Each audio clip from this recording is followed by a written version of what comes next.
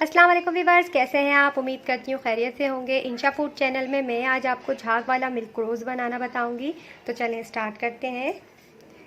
ये आधा किलो हमारा दूध है, ये हम इसमें डाल देते हैं ब्लेंडर में। ये 2 टेबलस्पून हमारी चीनी है, ये भी इसमें ऐड कर देते हैं। ये 4 टेबलस्पून हम जामे शीरी ऐड करेंगे।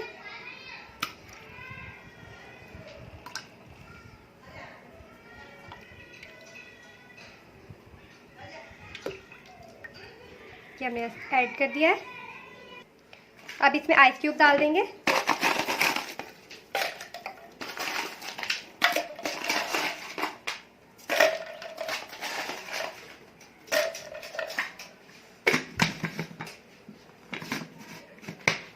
अब स्टार्ट कर लेते हैं मशीन को।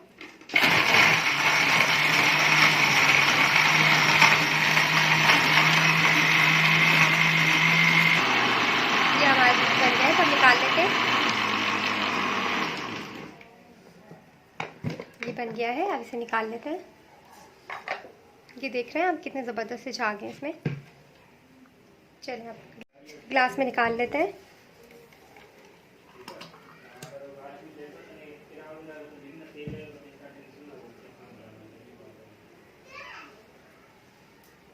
तो ये देखें हमारा झाग वाला मिल्क रोज़ तैयार है।